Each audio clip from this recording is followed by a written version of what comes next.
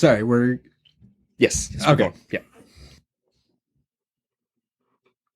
I'm doing a lot of observing for this one, so You like to just the stare. I'm not here. All right. question real quick. I just built That was really great.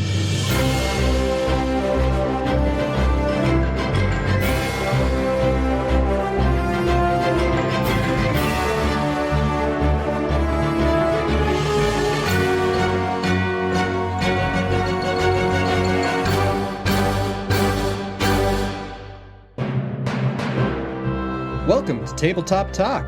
Today, we're going to be interviewing Jeremy! Wait, what? Where's everyone else? Oh, you don't have to worry about them. It's just you and me today, buddy. Isn't that going to be fun? That's great. Producer Chris, are you still here? Oh, he's here, but don't worry about him. Producer- Just answer the questions. Producer and Chris, everything answer will be me. okay. Okay. Shh. Wipe away that tear, my sweet prince. No.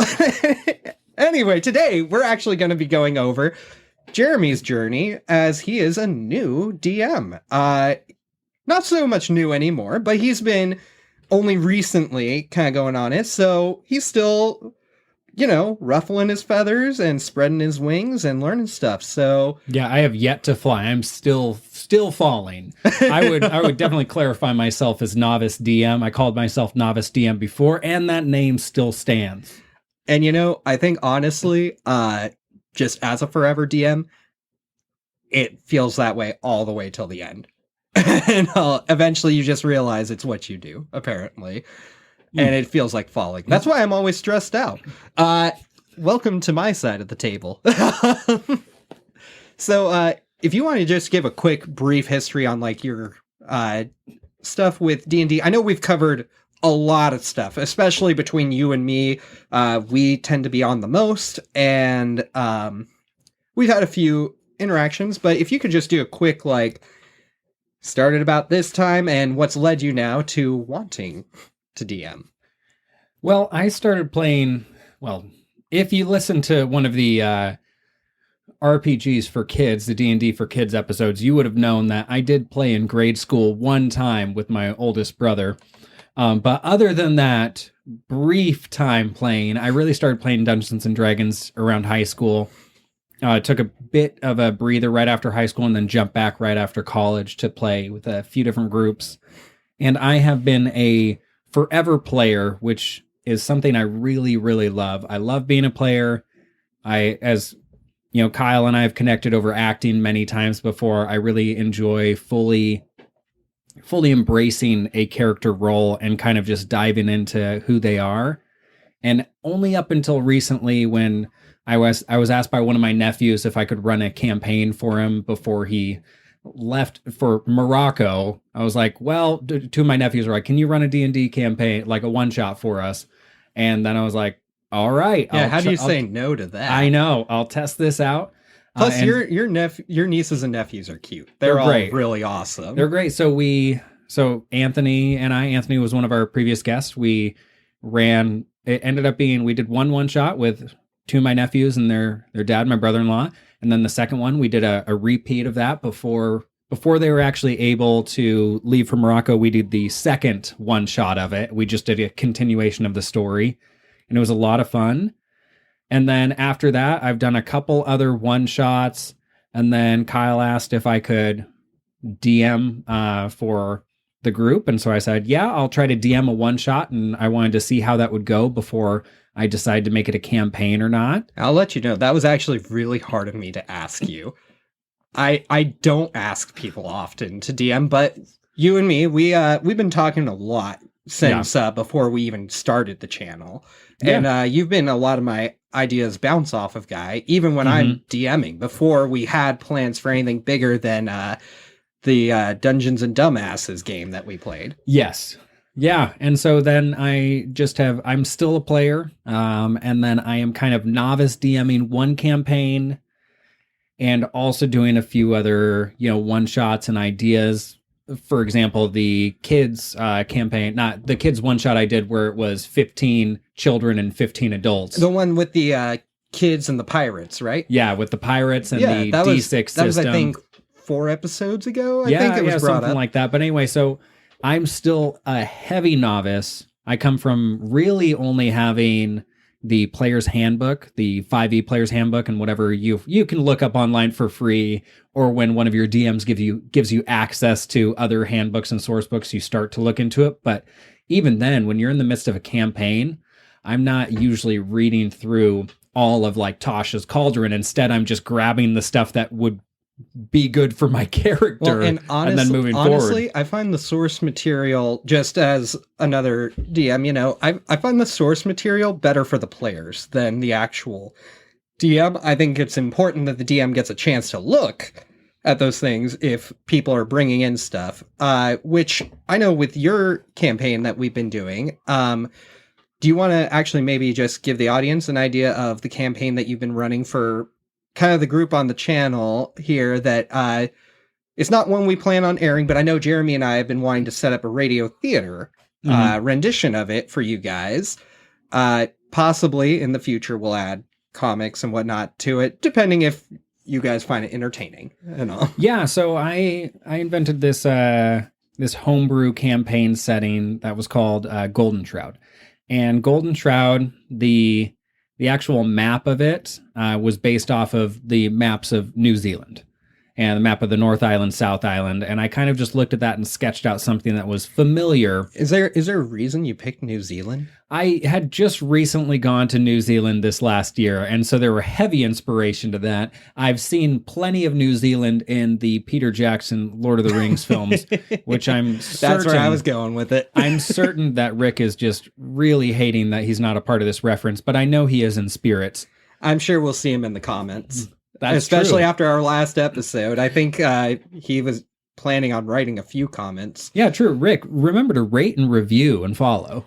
Yeah, on each of the channels, buddy. You have the link, and That's if you great. don't, we got a problem.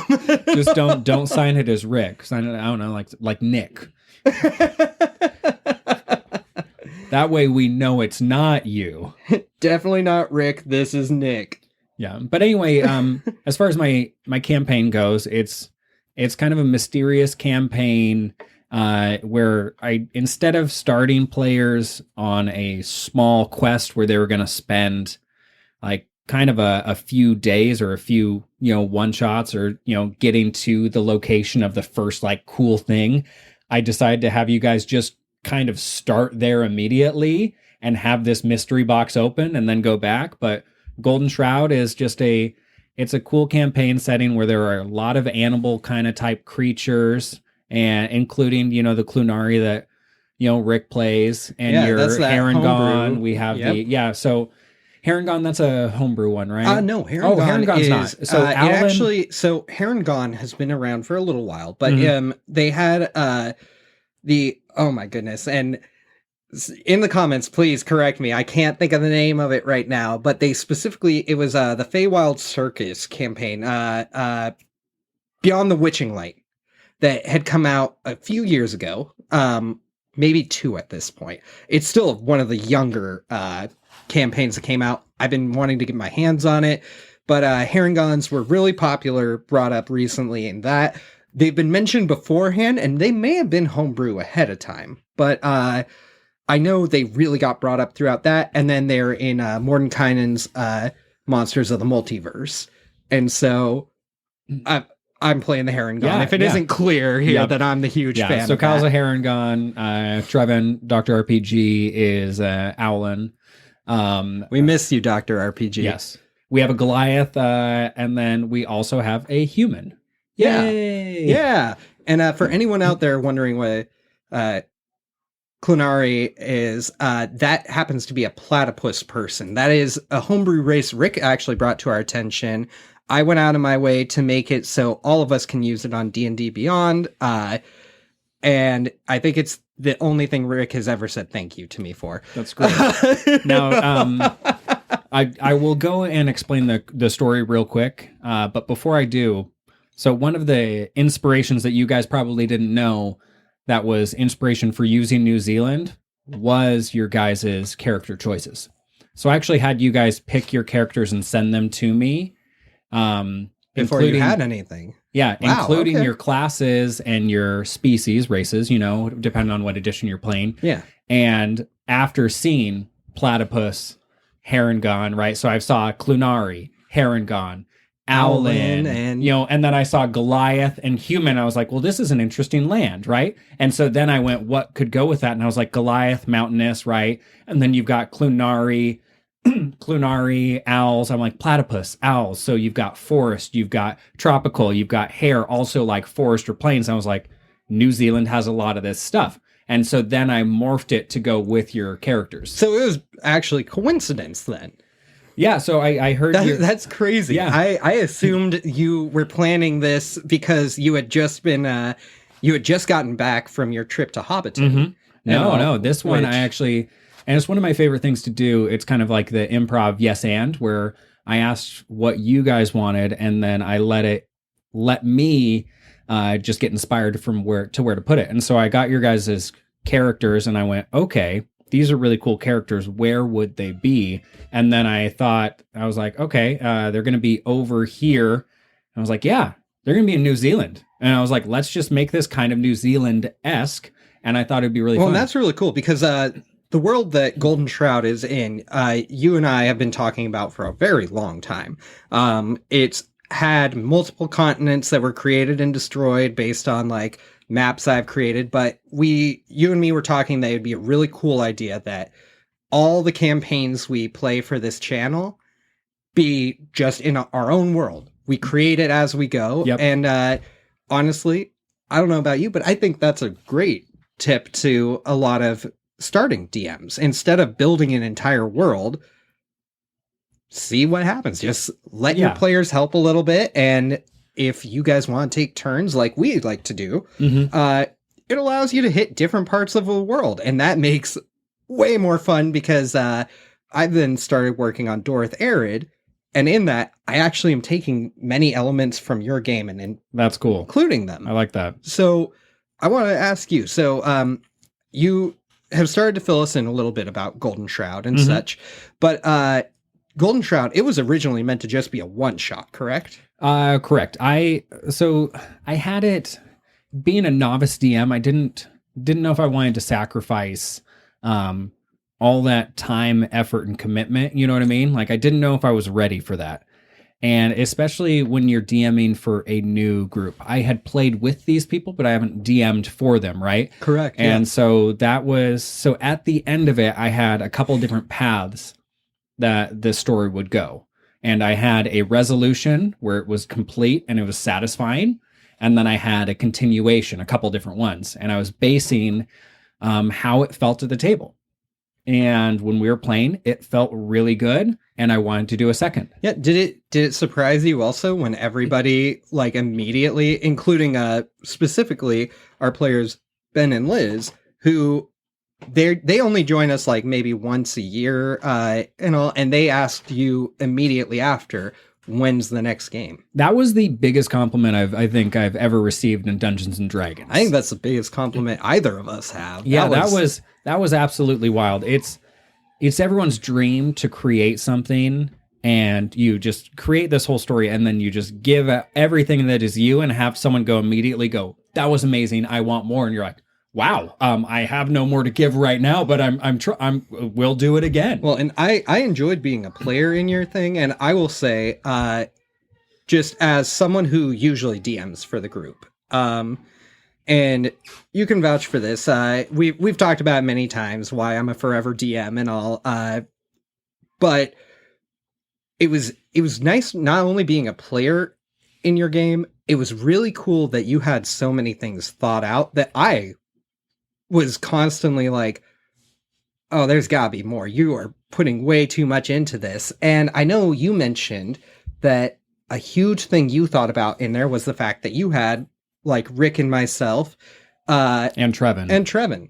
And we are all very lore heavy people. I mean, the audience out there has heard us all argue multiple times on Big a couple lore of nerds. different things because we all enjoy the lore to the point that it's almost more of our fault than anything else. So it was really cool watching all the cool things you built into a one-shot that could have ended where it ended, but was set up to go really anyway. And I felt the hard work you put into it. Thank you. Yeah, I appreciate that. Yeah, no, so when it comes to being a player, I know you and I, in our main group that you and I have used to play with, were probably, I'd say, the two heaviest role players in there. And that's not fingers pointing at anyone else. It was just, I know, like, with Brant in our last game we played, you really put a lot of thought into him, and he and Durzen had, which was my character, we did a lot of playing off of each other. Yeah, he's definitely one of my favorite characters I've played. And going off of that, do you think that the fact that you already like being a role player, do you feel like that helped a lot with DMing? Because I thought a lot of your acting skills for the NPCs were very well done. They had a lot of character to them. There wasn't necessarily a lot described about them, but you felt like you knew each of these characters. Yeah, the role-playing side of things was a lot of fun. It's so funny. So nervous about being a DM and trying these different things and trying, like, voices. I do voices when I do it. So I do different accents. I do different voices, men, woman, children, right? And when Irish ducks. Yes, Irish ducks and ducklings. Don't forget them. Oh, I definitely remember the ducklings. They were the best part. They were great. But anyway, so you're doing all these voices, and I remember when I was, I did a voice for the one shot that I did for my nephews, Caden and Isaac. And I just chose, it was just like a minion, right? It was just a minion to the master, right? And we were like, we don't have names for him. Let's just call him 1 and 2, right? It was just kind of like funny, right? Yeah. And I just did this voice that was tough to do. It was like an old man, scratchy, screechy voice, right? And they loved the character, so they saved the character and then brought him along everywhere. So I just keep repeating the voice. Like I was stuck with that. So I'm always slightly nervous anytime I do a voice as a DM that this could be forever, but it was nice just kind of embracing. I would say role-playing as a player definitely helped role-playing as a DM. Nice. I can just flat out say it was very clear. Like, for what was the first time I've ever had you DM for me, which is crazy for how long we've played together, that never once has that occurred. But again, as you had stated already, you were a forever player, and I like you as a player. I think you come up with a lot of really good, ingenuitive ideas, and even though you usually are going off of just like the player's handbook, as you mentioned, and not a lot of source materials, it's really cool watching the stuff you come up with for your characters and such. That's kind of why I wanted you to try, and especially if we were going to run this channel together, my thoughts were, I can't be the only one DMing, because if we start really building up a big enough following that it's like we're able to move towards this on a more full-time setting, we need to know we have more than just one DM with us. And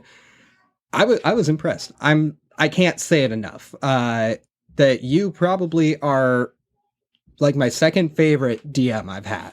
Thank you. That's really huge praise. I've only had 3, so no. Not number 3. Just kidding. There's been like 5, but I don't talk about 2 of them. No. On a serious note, though, again, I was really impressed with that.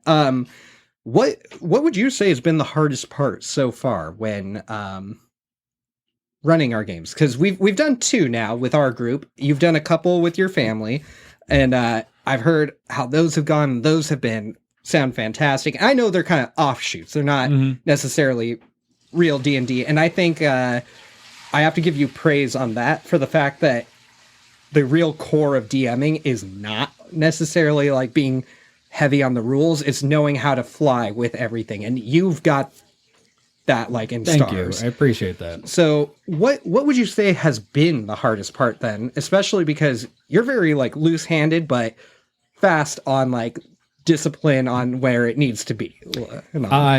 I will say first off, my hardest, the hardest thing for me is prep outside of the game. In the game, like when I'm in the game, I feel like I am just levitating. I feel like it's so good. Everything is flowing well. It's a lot of improv. It's a lot of yes and no but, let's go, sure, why not? And it's a lot of like voices and immersion. It's all the setup outside of the game that is the most difficult for me, because I want to be prepared and I want to have like, well, what if, like, for instance, we had a fork in the road in our second installment of Golden Shroud, right? We had a fork in the road. And so I had to be like, okay, well, I have 2 villages that I have to do at least, because there's a potential third one if they say no to that and no to that and they keep going. Or what if they run into the woods? So I'm like, I have to have these main areas prepped and then have these other things. And then so you were learning from my mistakes. Well, since you usually are the one I send to try and correct my mistakes. Yeah, definitely. So it's something that outside of the game is toughest for me, because outside of the game, there's scheduling. Outside of the game, there's prepping the story and like where you think your players want to go, especially. And I did this to myself because I'm doing a homebrew, right? So I'm not just going from a nice, easy setting where I'm like, okay, we have a main storyline that's thought out. There's a bunch of NPCs and there's a bunch of monsters and there's caves and there's this. Maybe my players will go over this way, but I can move the castle that direction. So someday I will probably do one of those campaigns to actually just buy a campaign and see how it runs. But the homebrew is just so fun when it works, because it's all new. And it's not even that it's just new from me building it. It's a cooperative build. So it's kind of cool to see like what you build together in this like sandbox world that we have. And I think just the hardest part for me is putting the time and effort towards that build, because it's like a project in your garage, where you're like, I know I need to dedicate time towards that. It's a big undertaking. And because of that, it's a little daunting. Yeah. And I have to remember I can do bits and pieces. I don't have to figure it all out. Like, for instance, like you said, there were Irish ducklings. So I did an entire place where I was like, what would make doing voices easier? Oh, they're all Irish. Great. Right. And then I'm like, oh, should I make the next village all something else? Are they all still Irish? Do they have, and I'm like, what's the deal, Jeremy? I will say, like, not to like put you on the spot or like increase anxiety, but we are all super excited for your next. Don't worry, I haven't put those in. He knocked over part of the table and he thought he broke it. That's my fault, because we've been waiting to figure out if we're adding the electrical to the table or not. And producer Chris and I talked recently, and he's like, "What are you, stupid? Yeah, add the electrical, dummy." Yeah, and then he threw me right back into the basement. That's great. I would say that almost any odd sound that you hear, like a clatter, a thump, a bonk, is probably either Rick or me, because just we're really fidgety. And it's not on purpose, everyone. It just, I don't know how I hit that, but I did. I am too. And I think the secret I didn't tell either of you is I use a stool. You guys have chairs. I'm in a stool, and so I'm able to kind of like do little wraparounds of weird things that it's like nobody can see. And I intentionally push myself away from the table. Yeah. Now, expanding on your earlier question, I would say in-game, the most difficult thing for me is kind of cataloging player offenses. Because I am such a person who just wants to go with the flow and go, yeah, let's all just run and let's all have fun. But I know it's really important I'm always monitoring player behavior towards each other and making sure that everyone's having a balanced like time. I know some people don't want to role play all the time, but that doesn't mean that they're supposed to be silent, right? And so trying to balance all that out is something that I really enjoy doing, and it's really important to me.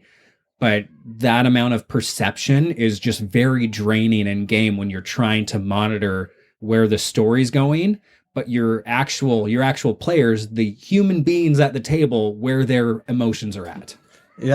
Yeah, and I think you nail it on the head right there. That is, I would say, probably the hardest part in general about DMing, is just watching everything and trying to understand what people are feeling.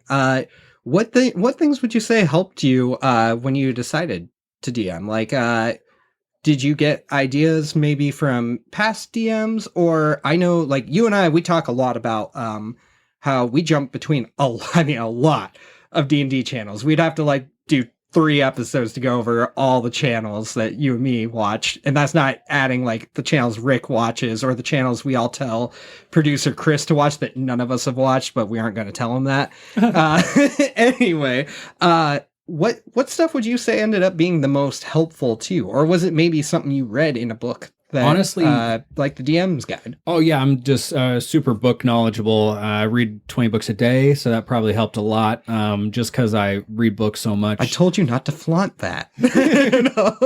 They're children's books, but they still count as books, Kyle. These books don't even have pictures. How could you read them? For me, the thing that helped the most was knowing my friends. And I know some people DM for people that they don't know as well, but I feel like most of the time when you're going to DM, you are typically DMing for a few people that you know well. Especially as a new DM, you know. Yeah, especially as a new DM. So, and I think that's where, like, I let you guys create your characters and then send them to me, at least what they were. Like, hey, class and race. And I was like, okay, very interesting, right? And then I went and I was like, okay, what do they care about, right? Rick, Kyle, Trevin, big lore nerds, right? Liz and Ben, based off the last time I played with them, they just want to smash and grab, right? Oh, yes. I'm like, so I've got to have smash and grab, and I've got to have lore. And I was like, what shows do they all like, right? There's a bunch of anime nerds, right? But then I'm like, oh, Lord of the Rings comes up all the time. Game of Thrones comes up all the time, right? And I'm like, it what? Used to, at least. No. Well, yeah. But I mean, all across Kyle's house, there's Game of Thrones stuff.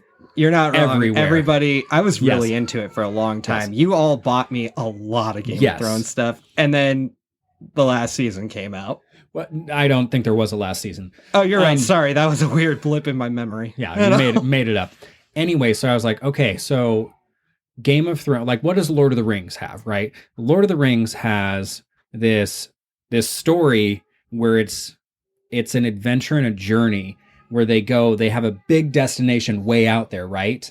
And it leaves a lot of fun in the journey itself for characters to talk, characters to do things. And it's like, oh, the fun is the journey, right? So you've got that where it's like this cool fantasy world where there is a big bad villain, right? There is that.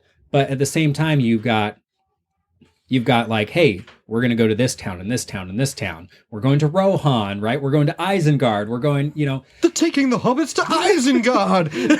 No. But even at the start, you're starting in the Shire, right? You start in somewhere very small. So there's that.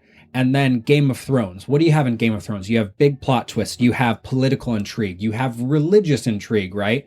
And so I was like, okay. Yeah, you leaned pretty heavy with the religion and government-based. So I thought that you guys would really like something that is a journey, but almost an unmasking of corruption that is this religious political world where it's painted as this big, beautiful, like perfect-esque like picture, and it starts to the paint starts to peel off and you guys are seeing what's underneath. Well, and we don't, on the channel, we don't normally talk about religion and such like that, but it was interesting just because I myself am a religious person, and so with your game, it was kind of cool being able to play along with some of the things there that it was like, oh, okay, I'm seeing actual like things that are, some of it historic and some of it clearly like, not this was top of your head or a typical storyline in this. I will just say, I think you've done a wonderful, tasteful, like, adventure for everyone that's like, wow. And so it's been fun playing my bard in yours, my Herringon sword bard, where he's able to kind of go into what the religion is preaching, but not what they are doing. Yeah. So I thought it'd be fun for you guys, and especially like your character, like you're a religious person, but your character is a Feywild. Yeah, like being, right? which is really an odd one for me. I usually pick characters that stick to a faith, and Sir Reggie will have to do a thing on characters at some point, but because he's fun to build. You're playing this character. Yeah, that he's you're not like, even related to any of the stuff going on there, but he plays it so much better in some ways than a couple of the others, and he's meant to be the mouth. So yeah. And so I thought I could do political religious with you guys. And I know that's crazy saying something like, you're like, oh yeah, I can definitely do politics and religions with my friends and nothing will go wrong. I know the two things that they recommend if you want to stay friends, do not bring these topics up. But thankfully, this is a fantasy world and a fantasy religion and fantasy politics where you can do stuff where you can kind of change some things to match everyone and move a story forward, and everyone knows that these are characters in a fantasy world, and so it's been fun. It's been a lot of fun. I can say that as a player, and I mean, I've played a few games more lately. I haven't been as much a forever DM the last couple months, but I will say in general that your game, and this is a huge kudos to you. This is a huge kudos to you that your game has actually had me really pumped and excited. And not just because I'm a player, but like I'm interested where we're going with it. It feels like we're doing things, and you started us off at a higher level. So I was really curious how you'd handle that. And I've been surprised there wasn't as much combat as I expected. I know you've mentioned that in like the first game, there was bound to be a bunch of combat, but we lucked out. You guys dodged everything, and I was slightly mad, but it made for more role play, so I was a little happy then too. So how do you handle that kind of as a DM? The moments that are, and I know we're running low on time here, but how do you handle when we've done, and maybe we haven't done something, I'm not sure yet. You've been, and I give you kudos, you've been keeping your campaign tight to your chest, which is hard for me. Yeah. Yeah. If you're asking whether I fudge rolls or not, you'll never know, Kyle. Oh, that's not what I mean. You'll never know. You'll never find out. The polygraph is not here, so he will never know. That's right. Odin isn't here to bring his truth serum and such. But no, I think that one. So on our last episode, we talked about feedback for the podcast. Yeah. And feedback was actually really important for after the first one shot. You guys said that you had a lot of fun and you wanted to play. But I do remember specifically Rick saying to me, it was great. I would love to do some combat. Right. And I was like, oh, okay. I was like following the game and you guys did this and you guys did that. So you were dodging these combat encounters that I had prepped.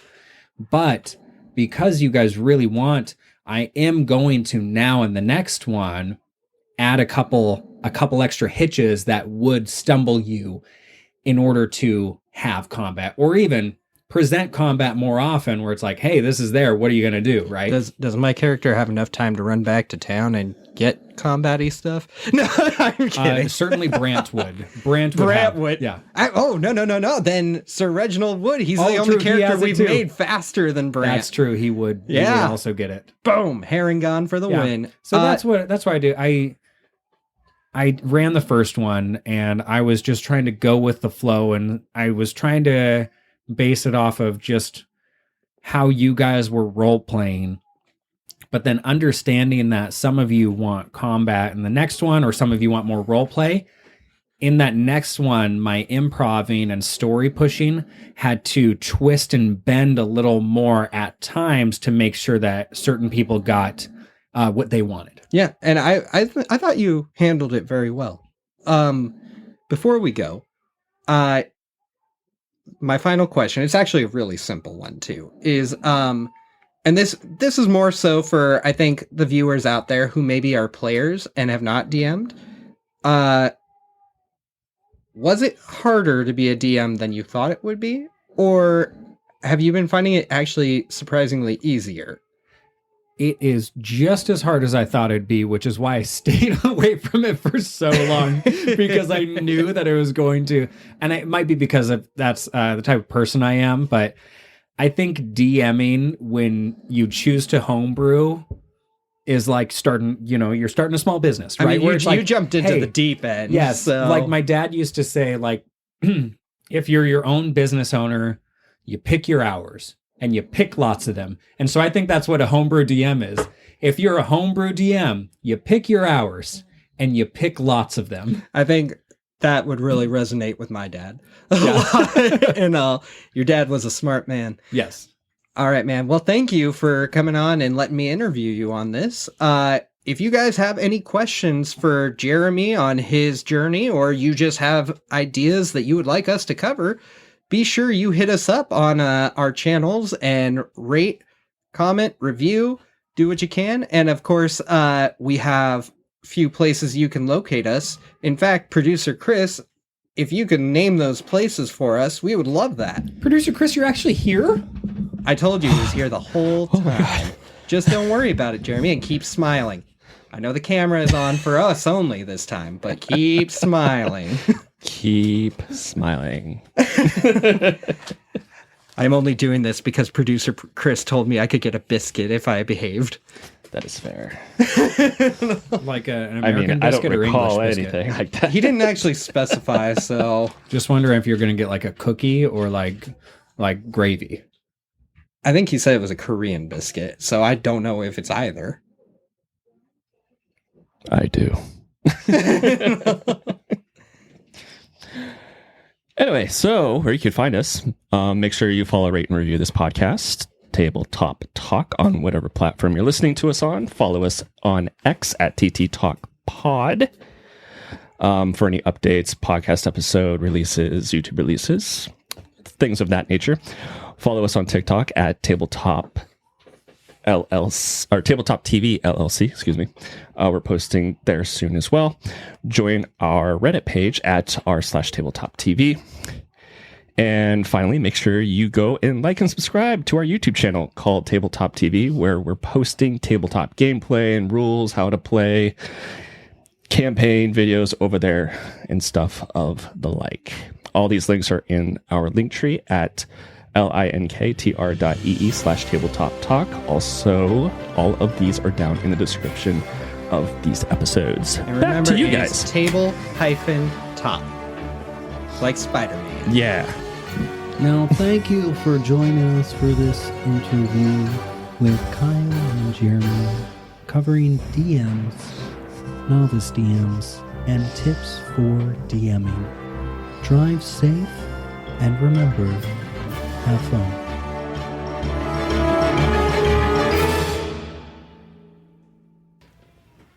That was good. That was good. Boom. Good. Do you ever do an accent and actually not know what accent you did? All Yeah. the time. All and the then time. You try, and you go, wait, what? No, that ain't me. That ain't me, bro.